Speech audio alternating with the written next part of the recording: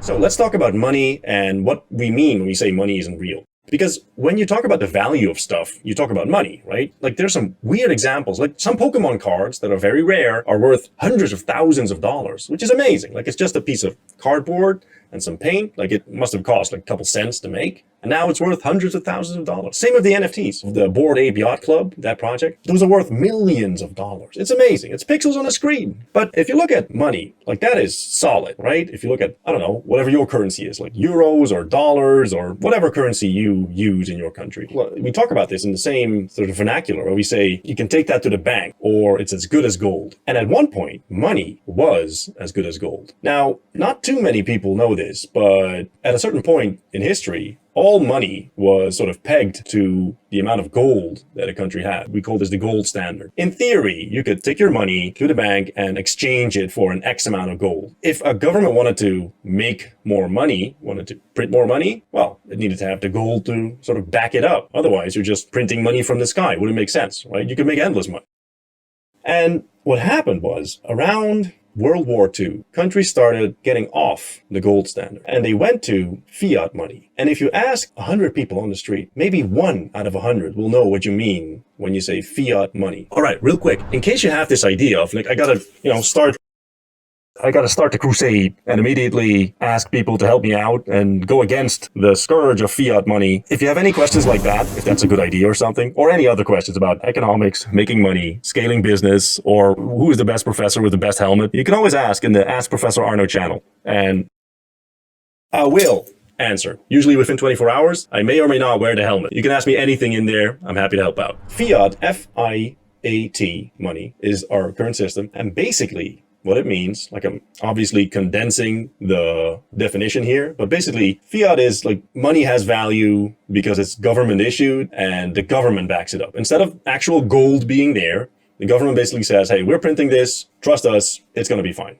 If you sort of pay attention, you know that this could cause massive problems. And we've seen that in the past as well. Like in the Weimar Republic, we had Zimbabwean, like those are really famous, like the African countries or some South American countries where government just prints endlessly and people sort of lose faith in the currency and you get like hyperinflation. Like you have people billion dollars, Zimbabwean dollars, and you couldn't even buy a loaf of bread for that because people just sort of, it had no value anymore. When people lose faith to an extent, people don't give their fiat anymore to the fiat money. It's just paper. It doesn't do anything. Like in the Weimar Republic, people were burning, I think that was the Reichsmark, just to generate heat because it was more valuable as food for the oven, for the stove, than it was as actual currency. You couldn't buy anything with it anyway. You need like a wheelbarrow to buy bread with it. Didn't make any sense. Now, we all know that these are outliers. In our current time, that would never happen, right? Government wouldn't just start madly printing money like an insane person, because you know what happens. It's a sort of complicated subject and a lot of things play into inflation. But if you boil it down, what basically happens, if you make endless money and you throw it from helicopters and you just keep making it,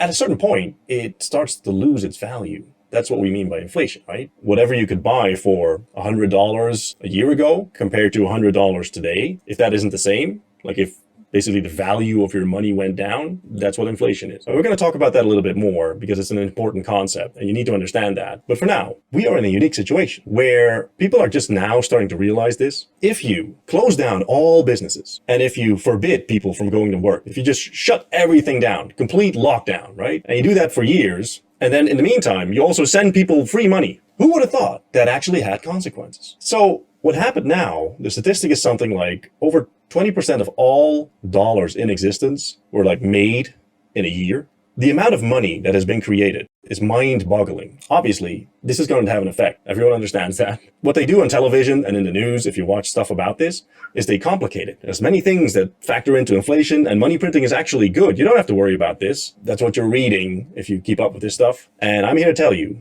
if you make unlimited money, if you make money at a rate that is so bizarre that your head would explode if you would really look at the statistic, the line is like this and then boom, all of a sudden goes up.